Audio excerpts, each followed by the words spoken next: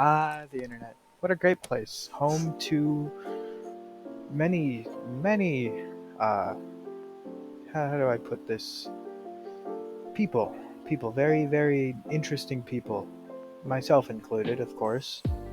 I spend a lot of time on the internet, mostly just playing games and doing stuff I enjoy, like what I'm doing in this video. And it's a pretty nice place. There's some pretty bad places on the internet as well, but we tend to stick away from those and pretend they don't exist, like you do with most things in life you don't like. But I'm not here to say why the internet's a good place or a bad place, because it's all in the eye of the beholder, really. It has plenty of good aspects to it, it also has plenty of bad aspects to it, but we tend to look on the bright side when it comes to stuff like that. And looking on the bright side, this cool game I'm playing is pretty fun, and it was made because of the internet. Without the internet, this game and any other stuff I add to this video would not exist. At least not the same way that you'd expect it to, like, it exists now. And for example, this game I'm playing is called Realm of the Mad God. It's a pretty fun game, it's a free game. I downloaded it a while ago, but I've recently gotten into it, and it's a pretty cool game. I recommend looking it up if you have the time, because it is pretty fun and an interesting one. Definitely overlooked, but pretty good. Now, because I don't really feel like looking a whole bunch of stuff up or whatever, I'm just gonna turn this into a review about this game in particular because it derives from the internet, obviously being a video game and all. And I played it for about 3 hours today, and it's the most I've played it ever, and it was really fun. I enjoyed the experience. I got to first start out playing as a mage, which I haven't really done before, but they all play basically the same. They're slightly different based on the class, but the mage has two attacks, and the first one is the base attack, which doesn't cost anything. It's just, your main attack. And then there's the right click attack, which costs a decent amount of mana, and it launches an AoE attack that does a good amount of damage to the enemies. Now, the footage of me playing the mage, sadly I never actually took because I thought it was, recording when it wasn't really, but once I died as the mage, sadly, I decided to go for the cleric route because I am trying to unlock the necromancer, which is a class that requires both the mage being level 20 as well as the cleric. And I decided to go the cleric, which is a healing class that has the right click ability to heal you and your allies that are close by if you have the mana for it.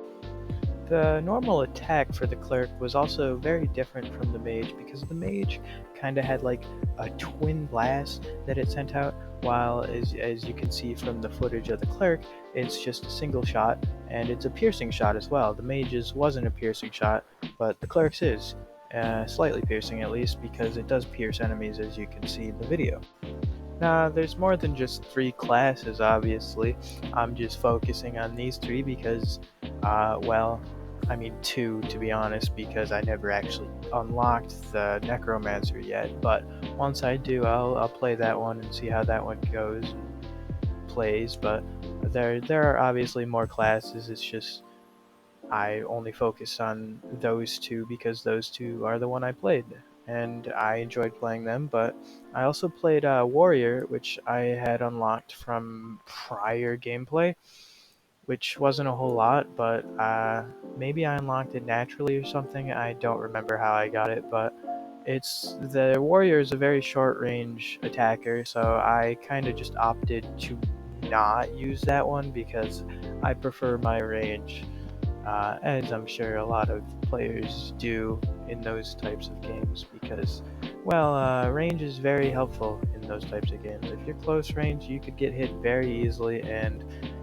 in this game, if you were to die, you lose all of your items and your levels and your whole character, and you start from nothing unless you have stuff in your vault, which you have to collect and store before you die, which I ended up doing with the clerk, which is why I had a level 5 staff going in the easiest dungeon, and it was a clean sweep.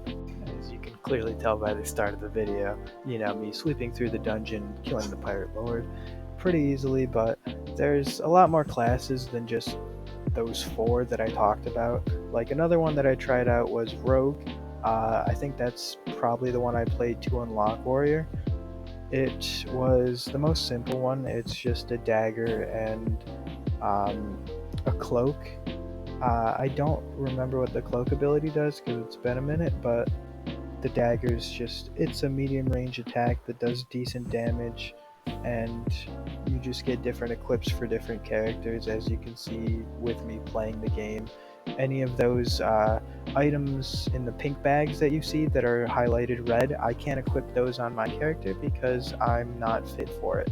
I can only equip stuff that clerks can hold, which each character has 4 item slots. The only one that each character shares is the ring, and the ring has variety of effects depending on which one you get. I collected a couple myself and lost a lot myself, but the rings they're alright, but the weapons is where it's at. Now I've been going on for about 6.5 minutes, and I think it's about time for me to end this, but I didn't play it a whole lot. I still have a lot more gameplay to get into, like a lot, because it seems like a pretty big game, and honestly I'd want to get into it deeper, but I'm gonna end the video here, and on this note, have a good one, and see you guys later.